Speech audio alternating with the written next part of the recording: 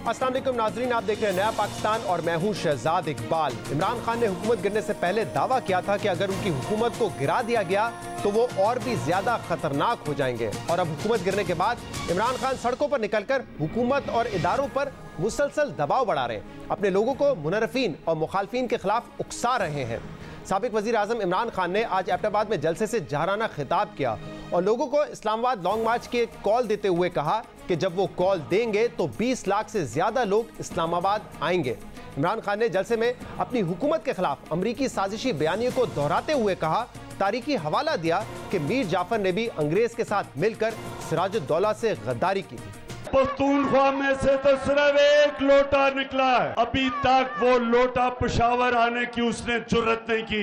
इन्होंने अमरीकी साजिश का हिस्सा बन के मुंतखब हुकूमत को साजिश के तहत हटाया।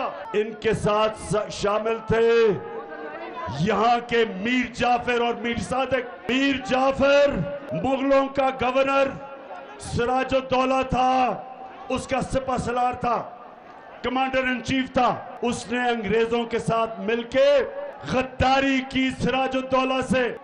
20 के बाद जब मैं कॉल दूंगा तो सारी कौम इस्लामाबाद पहुंच के एक पैगाम देगी, इंपोर्टेड हुकूमत नामंजूर। इसके अलावा साबिक वजीर दाखिला शेख रशीद ने भी आज एबटाबाद जलसे से खिताब में इदारों से मुखातिब होकर फौरी इलेक्शन का मुतालबा किया है और नून लीग पर इदारों की तज़ीक करने के इल्जामात लगाए।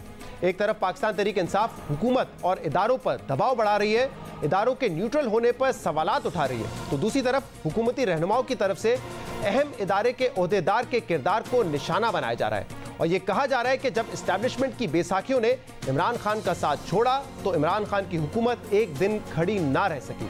तशवीश की बात यह है कि इदारों के किरदार को लेकर सहाफ़ियों, तज्ज़ियेकारों और सियासी रहनुमाओं की जानिब से सोशल मीडिया पर कई दिनों से बहस जारी थी, मगर अब ये बहस सोशल मीडिया से निकलकर जलसा जुलूस की जीनत बनती जा रही है, जिस पर आज ISPR की जानिब से बयान में गहरी तशवीश का इजहार किया गया है। ISPR ने अपने बयान में इस बात पर जोर दिया है कि मुसल्लह अफवाज को मुल्क के बेहतरीन मफाद में सियासी गुफ्तगू से दूर रखा जाए। बयान में कहा गया है कि हालिया दिनों में मुल्क में जारी सियासी गुफ्तगू में मुसल्लह अफवाज और इनकी क़यादत को मुलविस करने की तेज और दानिश्ता कोशिशें की गई हैं और ये कोशिशें मुसल्लह अफवाज के साथ साथ आला क़यादत के हवाले से बराह रास्त वाज़े या बिलावास्ता जाहिर होती हैं।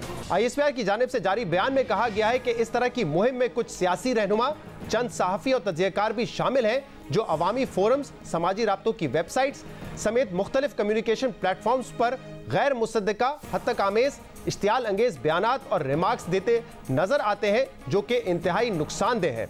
ISPR का कहना है कि पाकिस्तान की मुसल्लह अफवाज इस तरह के गैर कानूनी और गैर इखलाकी अमल पर सख्त नापसंदीदी का इजहार करती है और सबसे तवक्को रखती है कि वो कानून की पासदारी करें और मुसल्लह अफवाज को मुल्क के बेहतरीन मफाद में सियासी गुफ्तगू से दूर रखें। अहम बात यह है कि इदारों को बगैर सबूत या बिलावजह तज़हीक और इल्ज़ामात का निशाना बनाना इंतहाई नामुनासिब है और इसकी हरगिज़ इजाज़त नहीं होनी चाहिए, लेकिन अगर इदारे के हवाले से कोई तामीराती तनकीद हो तो वो ज़रूर की जाए।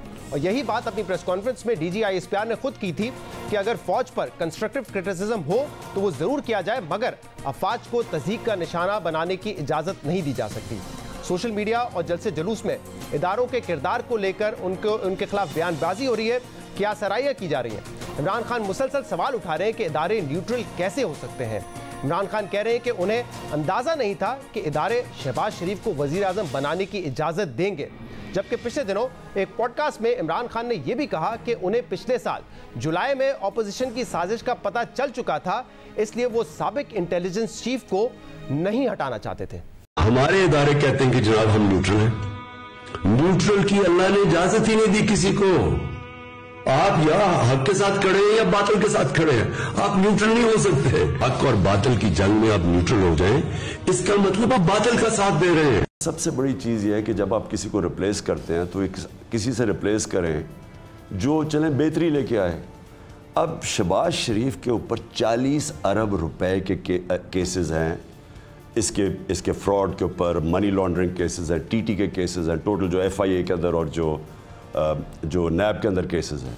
अब इस आदमी को मैं नहीं सोच रहा था कि या हमारे जो भी इंसाफ के इदारे हैं वो इजाज़त देंगे इस तरह के आदमी को प्राइम मिनिस्टर बनाने की। मुझे ये पता चल गया था ये अफ़गानिस्तान के अंदर, मैं पिछली गर्मियों की बात कर रहा हूँ, कि अफ़गानिस्तान में पॉसिबिलिटी सिविल वॉर की। तो मैं चाहता था कि उस वक़्त जो हमारे ISI का चीफ था वो 5 साल से था, ये सर्दियों में जो सबसे हमारा मुश्किल टाइम है उसको होना चाहिए। सेकेंडली मुझे पता चल गया था ये पूरी इंट्रीग कर रहे हैं नून लीग वाले, ये जो इन्होंने किया है ये पिछली मुझे जुलाई से पता चलना शुरू हो गया था कि इन्होंने पूरा प्लान बनाया हुआ गवर्न कराने का। तो मैं नहीं चाहता था कि हमारा जो इंटेलिजेंस चीफ चेंज हो। इमरान खान इस्टेब्लिशमेंट से सवाल कर रहे हैं, अपनी नाराजगी का इजहार कर रहे हैं। इमरान खान बिलावास्ता ये कहना चाहते हैं कि अगर इदारे न्यूट्रल ना रहते तो उनकी हुकूमत कायम रहती, और वो ये कह रहे हैं कि अगर इस्टेब्लिशमेंट को शहबाज शरीफ को वजीर आजम बनने से रोकना चाहिए था।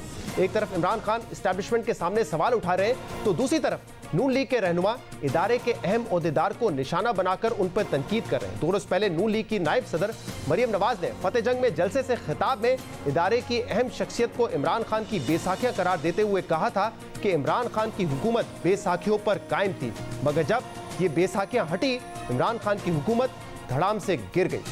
कहता है जो इंटेलिजेंस का ऑफिसर था मैं नहीं चाहता था कि उसकी पोस्टिंग हो। कहता था वो शख्स मेरी आंख था और वो मेरे कान था। वो आंखें और कान नहीं थे, वो बेसाखिया थी जिस पर इसकी हुकूमत खड़ी थी।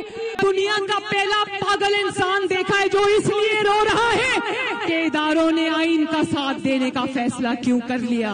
अगर इदारे आइन के साथ खड़े हैं तो ये तो अच्छी बात है ना, इसमें इतनी मिर्चें इमरान खान को क्यों लग रही है। मरियम नवाज ने कहा कि इदारे के गैर आईनी किरदार पर तो एतराज उठता है, मगर इमरान खान पहला शख्स है जिसे इस बात पर मिर्चें लग रही हैं कि इदारे अपनी आईनी हदूद में क्यों हैं। मरियम नवाज के इस बयान को बुनियाद बनाकर पाकिस्तान तहरीक इंसाफ के रहनुमा नून लीग पर फौज में तकसीम पैदा करने के इल्जामात लगा रहे हैं। साबिक वफाकी वजीर असद उमर और फवाद चौधरी ने कल अपने ट्वीट में कहा है कि जलसों में हाजिर सर्वे शख्सियत को तज़ीक का निशाना बनाया जा रहा है। मरियम नवाज की जानिब से रैंक एंड फाइल में तकसीम पैदा करने की कोशिश की जा रही है, मगर इस पर कोई रद्द अमल नहीं दिया जा रहा। सियासी मैदान में इदारों के किरदार को लेकर बयानबाजी और इल्जामात का सिलसिला जारी है, जिस पर फौज की जानिब से आज गहरी तशवीश का और नापसंदीदी का इजहार किया गया है। इसलिए अब अहम सवाल यह है कि आज़ादी इजहार राय को यकीनी बनाते हुए इदारों पर बेजा और बेबुनियाद इल्जामात तराशी को कैसे रोका जा सकता है। इन मामलों पर हम बात करेंगे, जिसके लिए हमें ज्वाइन किया है सीनियर साफ़ी और तजियाकार सोहेल वड़ाइच साहब ने और सलीम साफ़ी साहब ने। आप दोनों का बहुत बहुत शुक्रिया ज्वाइन करने के लिए। सोहेल साहब, पहले आपकी तरफ आता हूँ। किसी भी इदारे पे तामीराती तनकीद तो हो सकती है, DG ISPR ने खुद कहा था कि तामीराती तनकीद आप करें, लेकिन इस बात की तो इजाज़त नहीं दी जा सकती कि इदारे को बदनाम किया जाए, बेबुनियाद इल्जामात लगाएं, इश्तियाल अंगेज बयानात उनके खिलाफ दें, चाहे वो किसी भी प्लेटफॉर्म पे हो, जलसों में हो या सोशल मीडिया पर हो। तो इस बात की तो इजाज़त नहीं दी जा सकती। लेकिन सबसे अहम सवाल यह है कि आज़ादी इजहार राय को यकीनी बनाते हुए अब इस मामले को कैसे एड्रेस किया जाए कि बेबुनियाद इल्जामात ना लगे, इदारों की बिला वजह तज़ीक ना हो और सिर्फ कंस्ट्रक्टिव क्रिटिसिज्म ही हो। जी हाँ, ये बड़ा पेचीदा मामला है। ये इतना आसान मामला नहीं है कि जब आप एक कंस्ट्रक्टिव क्रिटिसिज्म भी कहते हैं हो सकती है और फिर आप उनको जो है उनके ऊपर क्रिटिसिज्म कर भी नहीं सकते। तो मेरा ये ख्याल है कि बेहतरीन तरीका तो ये है कि फ़ौज ने इस दफ़ा जो नो कॉन्फिडेंस मूव थी और जो सारी पॉलिटिकल मूव हुई है उसमें बड़े अच्छे तरीके से बिहेव किया है। कहीं किसी जगह नाम नहीं आया, कहीं किसी जगह उनको पकड़े नहीं गए, नहीं तो पिछली हर दफ़ा कहीं ना कहीं से ये चीज़ें निकल आती थी। लेकिन इस दफ़ा चूँकि उन्होंने किया कुछ नहीं, इस दफ़ा उनका कोई रोल नहीं है, इसलिए पकड़े भी नहीं गए।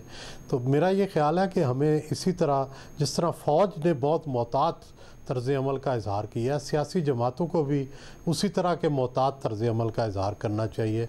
और कोई भी एलिगेशन लगाने से पहले, कोई चार्ज लगाने से पहले, कोई नाम लेने से पहले, किसी को इन्वॉल्व करने से पहले अच्छी तरह तहकीक कर लें, फिर तो ठीक है।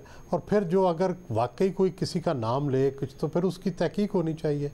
वगरना खाम खा एक अदारे को छेड़ना और उसके ऊपर इल्ज़ाम लगाना, ये ज़ाहिर है उन्हें खुद सियासत में घसीटने के मुतरादिफ है, जबकि वो ख़ुद सियासत से निकलना चाहते हैं और सियासत से दूर रहना चाहते हैं।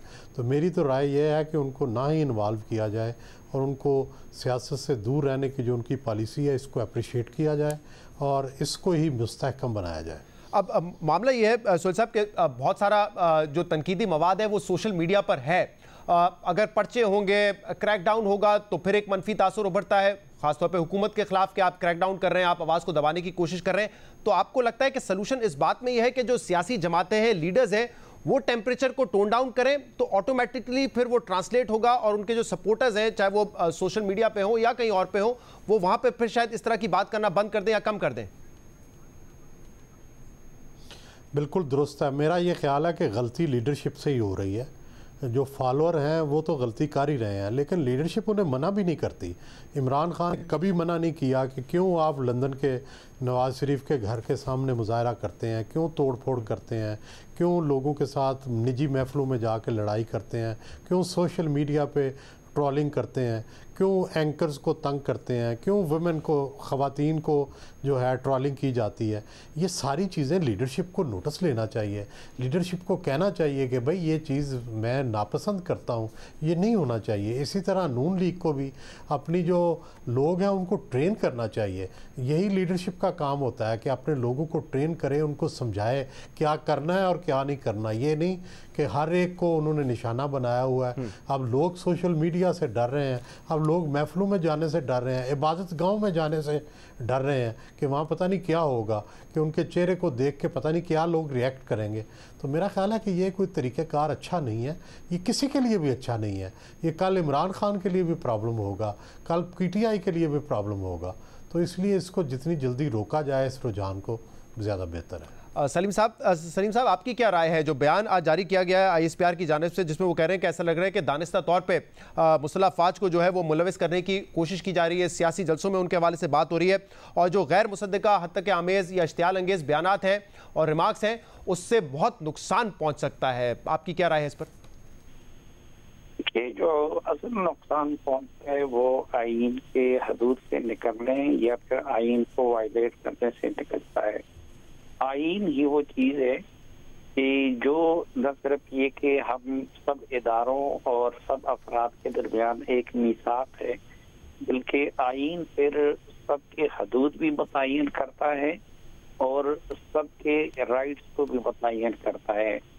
अब हुआ ये है कि गुज़िश्ता सालों में जब आईन की वायलेशन करके कुछ इदारे अपने हद से तजावुज़ कर रहे थे तो इमरान खान साहब उनको अप्रिशिएट कर रहे थे, और क्योंकि वो उनके हक में इस्तेमाल हो रहा था, और अगर वो काम ना होता तो इमरान खान वज़ीर आज़म बनने का ख्वाब भी नहीं देख सकते थे। लेकिन जब उसका नुकसान हुआ, मुल्क को भी हुआ, इदारों को भी हुआ, तो अब इदारे अपने आईनी रोल तक महदूद हो गए हैं। वो ये कह रहे हैं कि खुसूसन फौज की अगर हम बात करें कि भाई हमें सियासत में ना घसीटा जाए, और जिस तरह फैर साहब ने फरमाया, तो जिस तरह माजी में कुछ चीज़ें बहुत ब्लेटेंटली हो रही थी, तो अब के बाद हमने देखा कि उनका कोई फुटप्रिंट्स हमें नहीं मिला।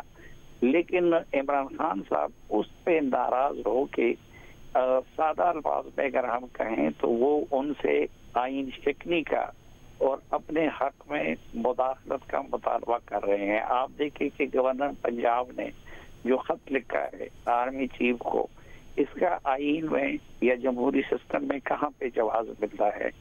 तो मेरे ख्याल में फिर जो बात सुहेल वलाई साहब ने की कि आज़ादी इजहार है लेकिन उसका हद भी मुकर्रर है जी।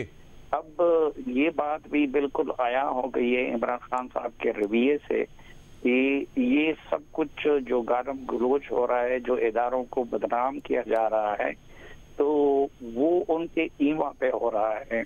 अब कल तक तो खुद उनकी हुकूमत जायज तनकीद का भी हक नहीं दे रही थी मीडिया को, और इस वक्त वो खुद नाजायज तनकीद कर रहे हैं, नाजायज मुतालबा कर रहे हैं, और सिर्फ फौज से मुताबिक भी नहीं कर रहे हैं, बल्कि वो जुडिशरी से भी नाजायज मुतालबा कर रहे हैं और जुडिशरी पे भी नाजायज तनकीद कर रहे हैं, उसको गालियाँ पढ़वा रहे हैं।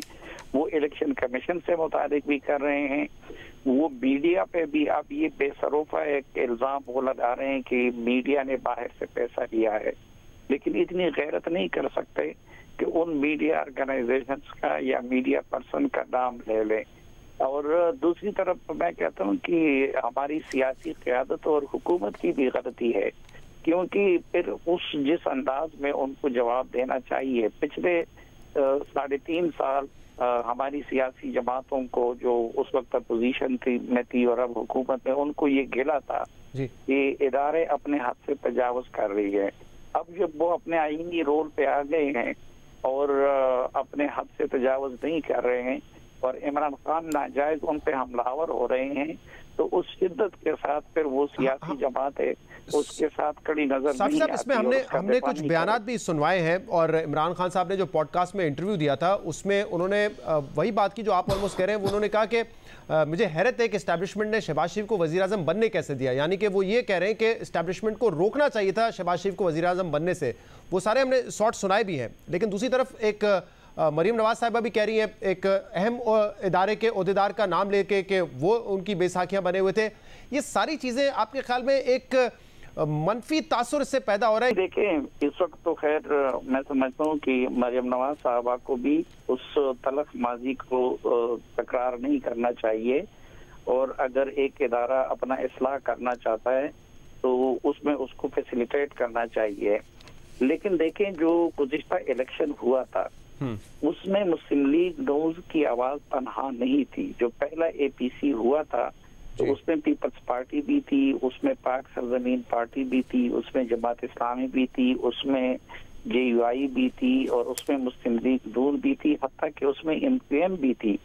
और उन सब का ये मुश्तरका मौक़िफ़ था कि एक इदारे की तरफ से वो अपने इख्तियारात से तजावुज हुआ है। सही। और फिर दीगर इदारों को भी इसी तरीके से इस्तेमाल किया जा रहा था, जो नैब का मामला था जो बाकी था। सबसे मैं एक और इशू कह रहे हैं जी कि जो इमरान खान साहब कह रहे हैं उसके लिए वो एक तो वो तनहा है इस मामले में, और दूसरा उनके पास कोई दलील उसके लिए नहीं है। और उस वक्त उनका मुतालबा आईनी था कि भाई आप आईनी हद तक। ठीक है, मैं जरा एक आगे के हवाले से भी सवाल करना चाह रहा हूँ। सोहेल साहब, अब आपको क्या लग रहा है कि क्या ये जो पॉलिटिकल टेम्परेचर है ये अगले इलेक्शन से पहले नीचे आने का कोई इम्कान है? और अगर इन्हीं हालात में इलेक्शन होते हैं, कौन तस्लीम करेगा शिकस्त अपनी इन हालात में? और जो इलेक्शन का पूरा प्रोसेस होगा वो मुतनाज़ा भी हो सकता है और बहुत ज़्यादा उसमें शिद्दत भी नजर आ सकती है। जी, ये बड़ा मसला होगा कि इस इलेक्शन के रिज़ल्ट्स जो हैं, अगर इमरान खान साहब जीते ना तो शायद वो इलेक्शन के रिज़ल्ट्स तस्लीम नहीं करेंगे। वो पहले भी नहीं उन्होंने किए थे, 2013 के रिज़ल्ट्स भी तस्लीम नहीं किए थे, और जिसमें जीते हैं सिर्फ उन्होंने वो तस्लीम किया है। तो ये प्रॉब्लम तो होगा, लेकिन बहरहाल इसके लिए इलेक्शन रिफॉर्म्स होने चाहिए। इसके लिए उनको ऑन बोर्ड लेना चाहिए इमरान खान को, उनको बाकायदा रिटन इनविटेशन देना चाहिए, उनको बुला के डायलॉग करना चाहिए इलेक्शन कमीशन के बारे में, केयर टेकर के गवर्नमेंट के बारे में, इलेक्टोरल रिफॉर्म्स के बारे में। अब गवर्नमेंट को तो पूरी कोशिश करनी चाहिए ना कि उन्हें पूरी तरह एतमाद में ले और वो ऑन बोर्ड हों, तभी इलेक्शन हो। बहुत बहुत शुक्रिया, बहुत बहुत शुक्रिया। सोहेल वलायत साहब हमारे साथ मौजूद थे, सलीम साफ़ी साहब हमारे साथ मौजूद थे। नज़ीर प्रोग्राम में शामिल करेंगे एक ब्रेक और इसके बाद हम मज़ीद बात करेंगे। Stay with us.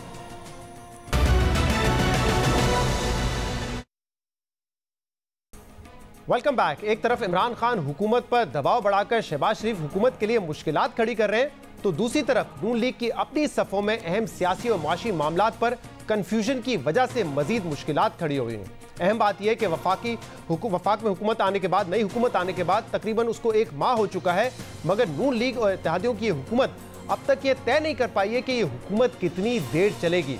और वोट ऑफ नो कॉन्फिडेंस से पहले इस बात पर इबहम था, कन्फ्यूजन थी, वो समझ आती थी, लेकिन अब हुकूमत बन चुकी है और हुकूमत बनने के बाद भी ये फैसले पर ना पहुंचना कि हुकूमत कितनी देर चलेगी शदीद मुश्किलात में पाकिस्तान को लेकर आ सकती है, खासतौर पर माशी हवाले से, जहां पर अहम फैसले करने हैं, अहम चैलेंजेस हैं। माशी फैसले कैसे होंगे, इन्वेस्टर कॉन्फिडेंस बहाल कैसे होगा, IMF हो या पाकिस्तान के दोस्त ममालिक पाकिस्तान में सरमायाकारी करने के लिए या पाकिस्तान को लोन देने के लिए कैसे राजी हो जाए, जब उनको ये नहीं पता होगा कि ये सेटअप, ये रिजीम कितने अरसे तक चलेगा।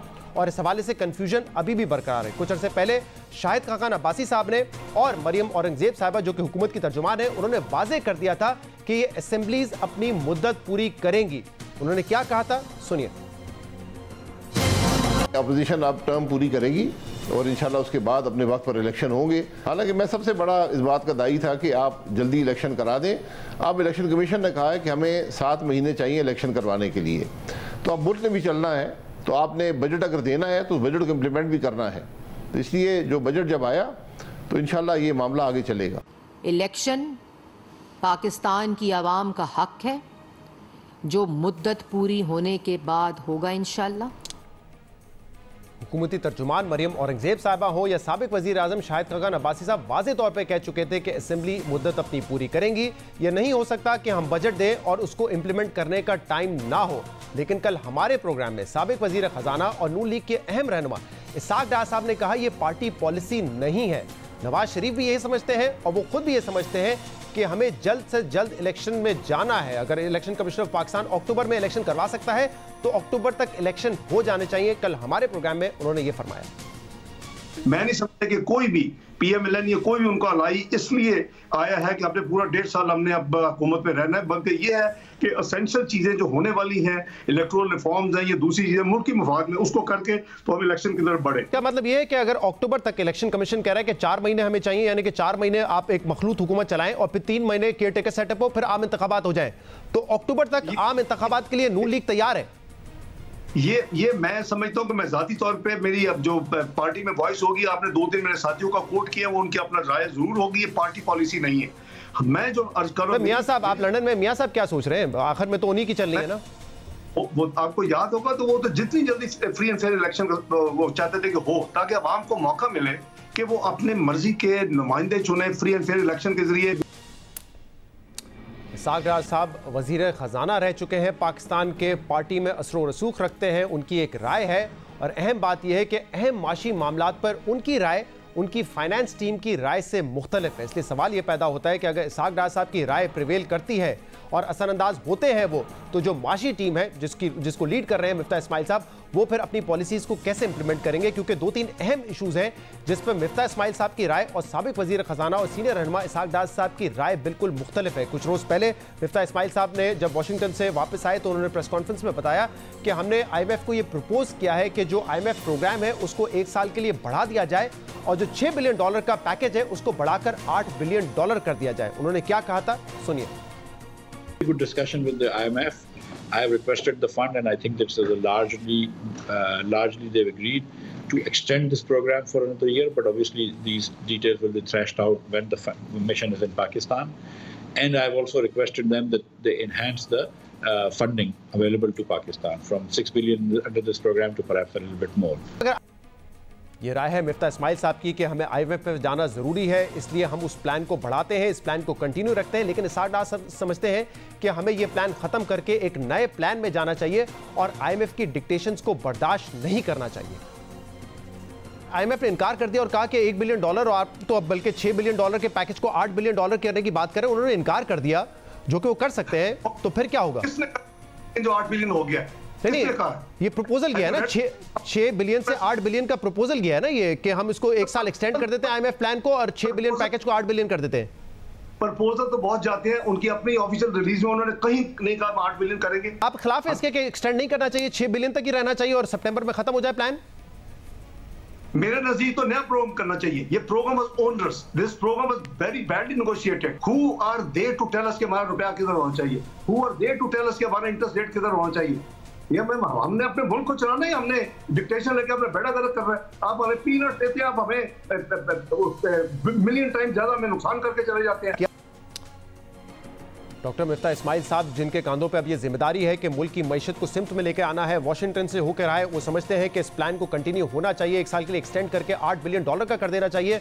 लेकिन साबिक वज़ीर ख़जाना इसाक डार समझते हैं कि ये प्लान बैडली नेगोशिएटेड प्लान था, इसलिए इस प्लान को ख़त्म करके एक नए प्लान में जाना चाहिए। मिफ्ता इस्माइल साहब जो है वो कोशिश कर रहे हैं कि IMF का प्लान बहाल हो ताकि पाकिस्तान के जो दोस्त ममालिक हैं वो भी पाकिस्तान को पैसे दे सके जो इस वक्त ज़रूरत है पाकिस्तान की। इसके अलावा पेट्रोलियम प्राइसेस के हवाले से भी मिफ्ता इस्माइल साहब एक मरतबा से ज़्यादा ये क्लियर कर चुके हैं कि जो सब्सिडी इस वक्त दी जा रही है वो काबिल बर्दाश्त नहीं है। इसका बोझ न सिर्फ खजाने पर आता है बल्कि हर टैक्स पेयर पर आता है, क्योंकि ये टारगेटेड सब्सिडीज नहीं है, इसलिए इसका खात्मा ज़रूरी है और इसके खात्मे के बाद ही IMF का प्लान बहाल होगा।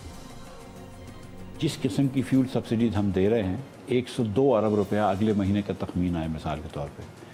पूरी जो सिविलियन हुकूमत आप चलाती हैं उसका आपको खर्चा आता है 40 अरब रुपया, लेकिन आप 102 अरब रुपया सिर्फ फ्यूल सब्सिडी में दे रहे हैं, यानी कि आप 2.5 गुना खर्चा कर रहे हैं। ये हम समझते हैं कि ये चेंज करनी चाहिए, IMF कहे या ना कहे। We've actually had good discussions with the fund. I mean, they've talked about removing the subsidy on fuel. I agree with them. We can't afford to do the subsidy that we're doing, so we're going to have to curtail this. Miftah Ismail साहब ने वाज़े तौर पे कहा कि वो IMF की इस बात से एग्री करते हैं कि सब्सिडीज़ का खात्मा होना चाहिए, यानी कि पेट्रोल और डीजल की कीमत में इजाफा होना चाहिए, लेकिन डार साहब समझते हैं कि इस इजाफे को एक साथ नहीं अवाम पे ट्रांसफर कर देना चाहिए, ये बोझ ग्रेजुअली अवाम पे ट्रांसफर होना चाहिए और इस दौरान जो है हम अपनी पॉलिसीज़ को दुरुस्त करें ताकि अवाम पर कम से कम बोझ पड़े। क्या आप पेट्रोल की कीमत बढ़ाएंगे, अवाम पे बोझ पास ऑन करेंगे, या ये खजाना जो है पाकिस्तान का उसी पे बोझ पड़ेगा? आप अवाम के ऊपर 70 रुपए का डीजल और 30 रुपए का करीबन 29 रुपए का पेट्रोल का एकदम नया बॉम्ब नहीं गिरा सकते। हमें ये सूमों को और ये वफाक को ये मिलके ये बोझ पूरे का पूरा अवाम पे नहीं शिफ्ट करना चाहिए, ये ग्रेजुअल करना चाहिए, पॉलिसीज ठीक करनी चाहिए ताकि उसका इंप्रूवमेंट शुरू हो जाए, उसका आपको बोझ ना लेना पड़े। अब सवाल यह है कि अगर IMF प्लान में जाना है तो सब्सिडी का खात्मा ज़रूरी है। IMF सब्सिडी बर्दाश्त नहीं करेगा तो सब्सिडी का अगर ख़त्म नहीं की गई, आवाम पे ये बोझ नहीं ट्रांसफ़र किया गया तो क्या IMF हमें मज़ीद किस्त देगा? और दूसरा अहम सवाल यह है कि इसहाक डार साहब खुद इस इंटरव्यू में फरमा रहे थे कि 5,600 अरब रुपए इस साल का माली खसारा होगा या उससे ज़्यादा भी हो सकता है, तो माहाना 102 अरब रुपए की सब्सिडी कैसे बर्दाश्त की जाएगी, ये एक अहम सवाल है। इसके अलावा जो स्टेट बैंक ऑफ पाकिस्तान की बिल में जो अमेंडमेंट की गई थी जिसपे हुकूमत पाकिस्तान तहरीक इंसाफ की हुकूमत को तनकीद का निशाना बनाया हुआ था उस वक्त की अपोजिशन जमातों ने, जिसमें नून लीग भी शामिल थी। अब जब मिफ्ता इस्माइल साहब से सवाल हुआ कि आपकी हुकूमत आ चुकी है, जिस बिल पर आप तनकीद करते थे, क्या उस बिल को आप रिवर्स करेंगे क्योंकि आप समझते थे कि पाकिस्तान की खुद मुख्तारी कॉम्प्रोमाइज़ हुई इस बिल की वजह से, तो मिफ्ता इस्माइल साहब ने कहा था कि फिलहाल मेरा फोकस मईशत को ट्रैक पर लाना है। जो बिल के हवाले से उन्होंने कहा बाद में बात करेंगे। मैंने खुद इस बिल को बहुत तनकीद करा और मैं अब भी समझता हूं कि उसके अंदर बहुत सारी गुंजाइश है, लेकिन इस वक्त सर मैं फोकस ये कर रहा हूं कि मैं IMF का प्रोग्राम पाकिस्तान के लिए बहाल करूं और अगले साल का बजट पेश करूं। फिलफौर हमारा कोई इरादा नहीं है कि हम स्टेट बैंक की खुद मुख्तारी को में कोई कमी करें। हुकूमत का कोई इरादा नहीं है कि किसी भी कानून के अंदर कोई चेंज करके IMF से जो है ताल्लुकात हैं वो ख़राब किए जाए। स्टेट बैंक के तरमीमी बिल को फिलहाल रिवर्स करने का कोई इरादा नहीं है, इस पर इसहाक डार साहब की क्या राय थी, सुनिए।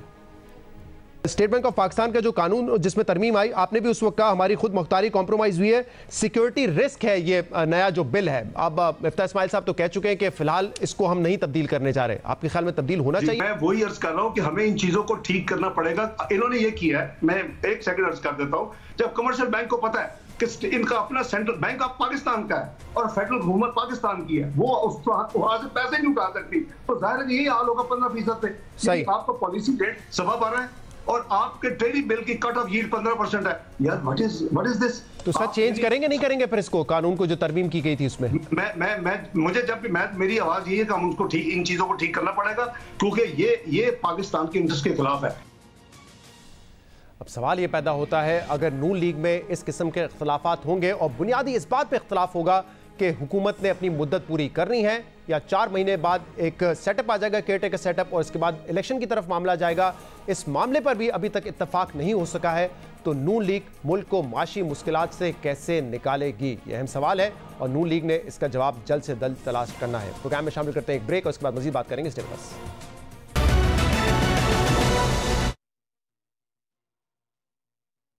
वेलकम बैक नाज़रीन। MQM पाकिस्तान ने गवर्नर सिंध के लिए 5 नाम शहबाज शरीफ साहब को वज़ीर आज़म को भेजे थे, जिसमें खबर अब यह है कि शहबाज शरीफ साहब ने वो समरी जो है नसरीन जलील को गवर्नर सिंध बनाने की तैनाती के हवाले से सदर पाकिस्तान को भेज दी गई है, लेकिन इस पर शदीद रद्द अमल आया है पाकिस्तान तहरीक इंसाफ की तरफ से और ख़ासतौर पर साबिक वज़ीर फवाद चौधरी साहब ने आज इस हवाले से ये ट्वीट किया, जिसमें उन्होंने MQM पाकिस्तान को तनकीद का निशाना बनाते हुए कहा है कि क्राइम मिनिस्टर ने नसरीन जलील को गवर्नर तैनात करने का फैसला किया है।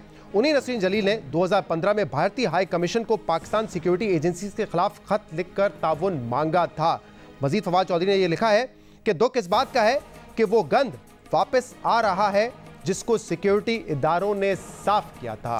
फवाद चौधरी साहब इस वक्त तनकीद कर रहे हैं नसरीन जलील साहबा के उस खत पे, वो खत भी उन्होंने अपने ट्वीट में पोस्ट किया है, लेकिन ये वही MQM पाकिस्तान है जो तकरीबन 3.5 पौने 4 साल तक पाकिस्तान तहरीक इंसाफ की कोalition हुकूमत का हिस्सा थी।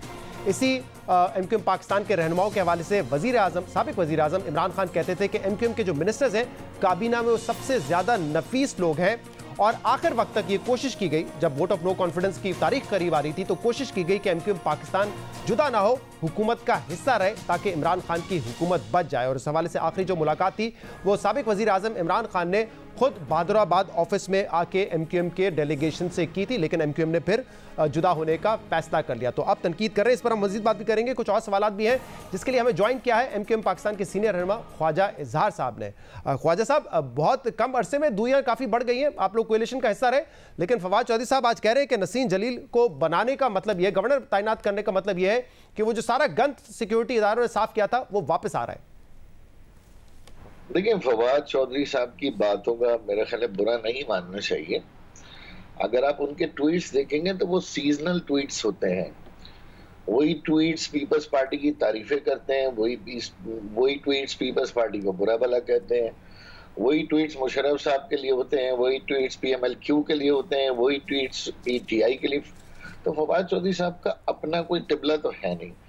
और दूसरी बात यह है कि वो जो लेटर लिखे गए वो एक लेटर थोड़ी था, ऐसे तो सैकड़ों लेटर जाया करते थे उस जमाने में, और वो लेटर आर्मी चीफ को भी इसकी कॉपी जाती थी, DG रेंजर्स को भी जाती थी, और ये बिल्कुल उसी तरह का लेटर है जिस तरह शीरी मजारी साहिबा ने यूनाइटेड नेशन में अभी आपके मौजूदा वजीर दाखिला के खिलाफ लिखा है पाकिस्तान के।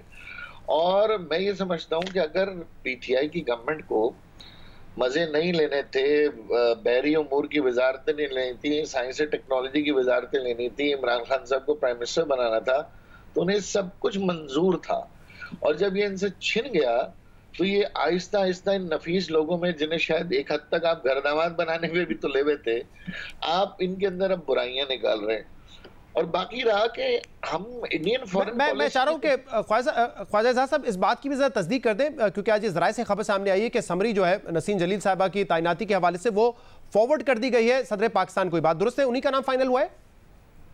जी, मुझे भी यहाँ तक ही खबर है, लेकिन मेरे पास अभी कोई मुसद्दिक़ इत्तला नहीं है। सही। और नसरीन जलील साहबा का नाम ऐसा है जो कि एमक्यूएम पाकिस्तान को अब मुत्तहद रख सकता है, क्योंकि खबरें ये आ रही थी कि अगर कोई और शख्स को बनाते तो शायद एक और तकसीम हो सकती थी एमक्यूएम पाकिस्तान में। नहीं, मेरा ख्याल है तकसीम का तो मामला नहीं था, लेकिन बेगम राना लियाकत अली खान के बाद सिंध की खातून गवर्नर की हैसियत से उनका न सिर्फ तजुर्बा है बल्कि एक शफीक शख्सियत भी है, और बहुत सारे मुज़ाकरात में, नेगोशिएशंस में वो शामिल रही हैं एमक्यूएम की। खुद PTI के मुज़ाकरात में वो शामिल रही हैं। जो पहला जब हुकूमती इत्तेहाद हमारा हो रहा था, मुआहदे हो रहे थे, तो झुक झुक के सलामी दी इन लोगों ने। नसरीन आपा कहते हुए इन लोगों की तो जबानें नहीं थकी हैं। ये कैसे मुनाफिक लोग हैं भाई। कम से कम अब मोदी की तारीफें तो नहीं कर रहे, कम से कम इंडिया की फॉरेन पॉलिसी के गुण तो नहीं गा रहे, कम से कम कश्मीर पे कब्जा हो गया तो जबानें बंद करके तो नहीं बैठे हुए। एक लेटर लिखा था 2015 में, 2016 के बाद हमारा जो इत्तेहाद हुआ PTI से 2018 से हुआ। अच्छा भाई, अगर इतनी आपको ये बुरी लग रही थी बात, तो उस दौर में आपने क्यों नहीं कोई मुकदमा बनाया, हमसे क्यों नहीं सवालात किए, या हमसे पूछते ना कि ये क्या लेटर है।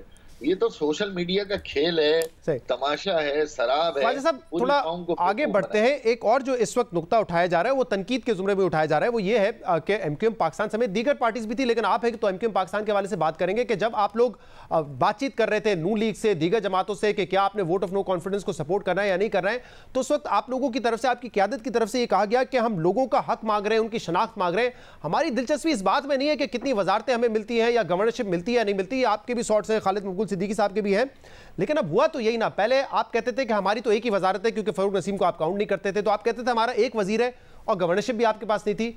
अब जब ये सब कुछ तब्दील हुआ है, आप नई हुकूमत का हिस्सा बने, तो आपकी वजारत 1 से 2 हो गई है और गवर्नरशिप भी मिल रही है, तो उस वक्त ये जो तनकीद हो रही थी कि ओहदों के लिए किया जा रहा है, वो कहीं ना कहीं दुरुस्त थी ना फिर? अच्छा देखिए, हमारा मुआहदा क्या कह रहा है, जो हमारा 18 नुकाती मुआहदा PMLN से है, जो पीपल्स पार्टी से, वो मुआहदा हमारा क्या कहता है? असल में वो मुआहदे की स्पिरिट सबसे इंपॉर्टेंट है।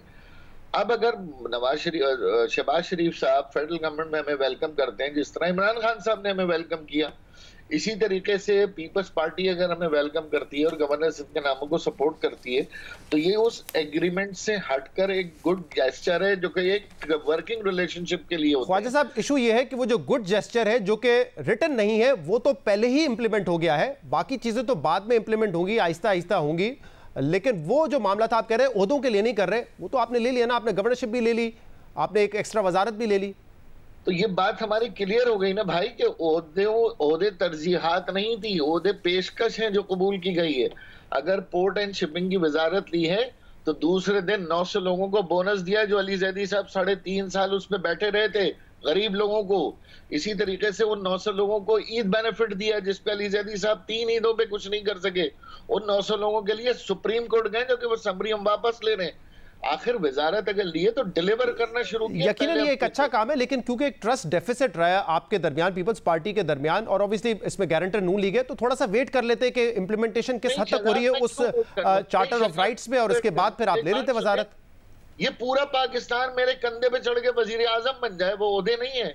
ये पूरा पाकिस्तान मेरे कंधे पे चढ़ के वजीर आला बन जाए, गवर्नर बन जाए, विफाकी वज़ीर बन जाए, और भाई हमें मतलब कराची को आलमी यतीम खाना है कि यहाँ पर आके सब लोग हमसे वजारतें ले लें, वजारत उज़्मा ले लें, हमारे जाते वक्त सबको मौत पड़ जाए। नहीं, बिल्कुल ठीक है ख्वाजा साहब, ये आपका नुक्ता जो है ये इंपॉर्टेंट है, और इसीलिए मैं कह रहा हूँ ना कि इसमें कोई पहले भी कोई बात ऐसी कोई शर्म की थी नहीं। अगर आप जाहिर सी बात एक सियासी डील कर रहे हैं तो आप वजारतें भी लेंगे। मैं कह रहा हूँ उस वक्त इनकार किया जा रहा था ना खाली। भाई हमारी वजारत से हम भावल नगर में यूनिवर्सिटी थोड़ी बना रहे हैं अपने बाप के नाम के ऊपर।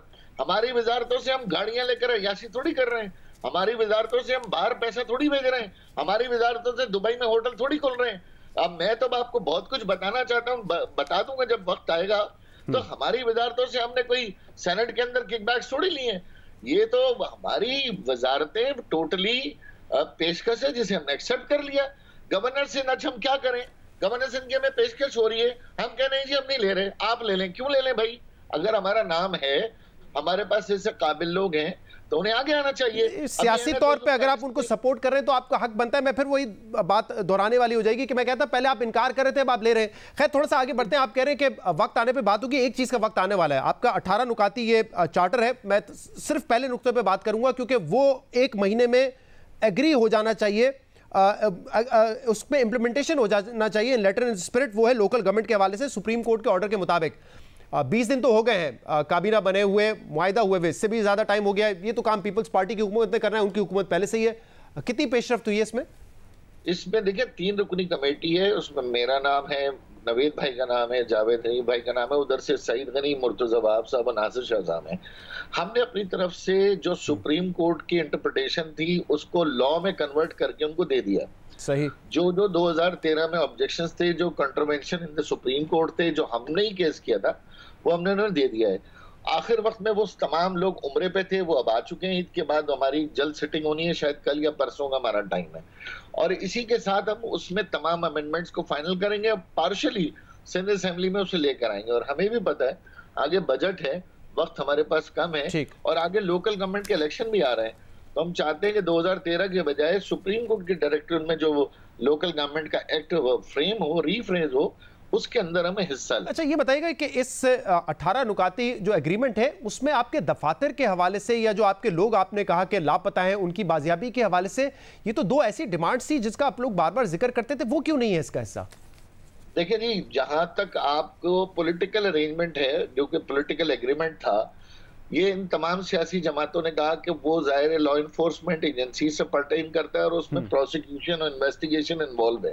सही। तो उसको हतमी तौर पे नहीं लिखा गया, लेकिन एग्री किया गया कि उनको फ्री और ट्रांसपेरेंट तरीके से स्क्रूटनाइज करेंगे और हमारे जो मिसिंग पर्सन है उनको मिलाएंगे। और दफातर की आपको बात बता दूं कि रमजान के बाद हम इंशाल्लाह पूरे कराची के हर जिले में अपने एक नए दफ्तर के इनॉग्रेशंस करेंगे। रमजान के बाद?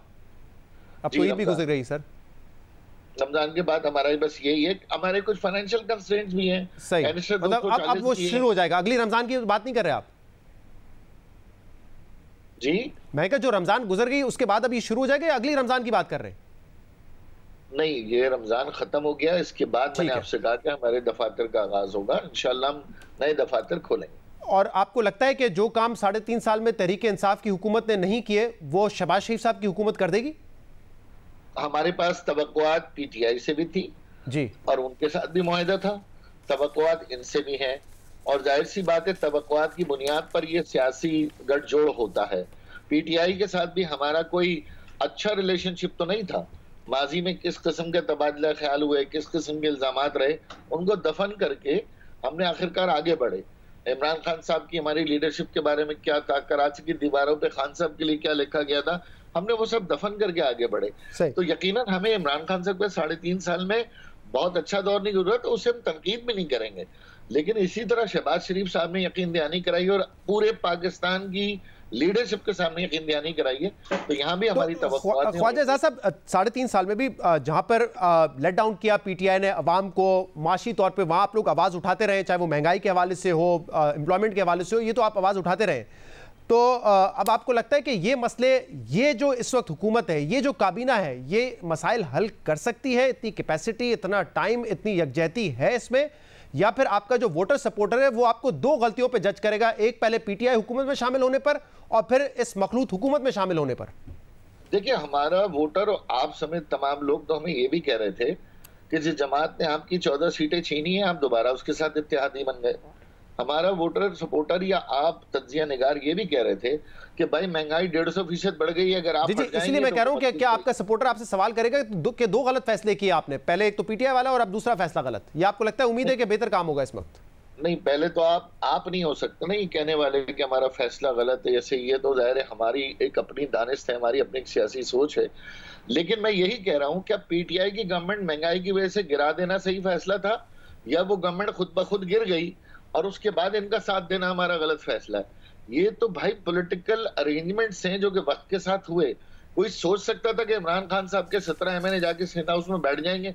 एक अचानक सिचुएशन है। मार्च तक मैं और आप नहीं कह सकते थे गवर्नमेंट गिरेगी, लेकिन जब सारे इत्तेहादी चले गए तो एमक्यूएम के पास भी एक मशरूत इत्तेहादी अरेंजमेंट था, जो वही इत्तेहादी अरेंजमेंट हमने शहबाज शरीफ साहब के साथ एक आखिरी सवाल एजाज साहब, मतलब आप ये कह रहे हैं कि अगर वो आपको 17 एमएनएज नहीं नजर आते सिंध हाउस में, तो फिर एमक्यूएम पाकिस्तान पीटीआई के साथ रहने का फैसला करती?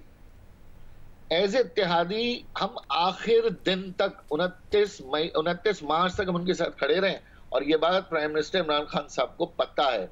लेकिन जब उनके अंदर अदम इस्तेकाम आ गया और हमें ये यकीन हो गया कि उनके अंदर अब पीटीआई खुद बरकरार नहीं रख सकती, तो और हम सड़कों पर आकर वो जारहाना और तसादम की पॉलिटिक्स नहीं करना चाहते, ये बात हमने उन्हें क्लियर की, इसलिए हमने अपने रास्ते जुदा किए। बहुत बहुत शुक्रिया। ख्वाजा एजाज साहब हमारे साथ मौजूद थे। नाज़रीन, आज के प्रोग्राम में इतना ही। शो से इजाजत दीजिए। अल्लाह हाफिज।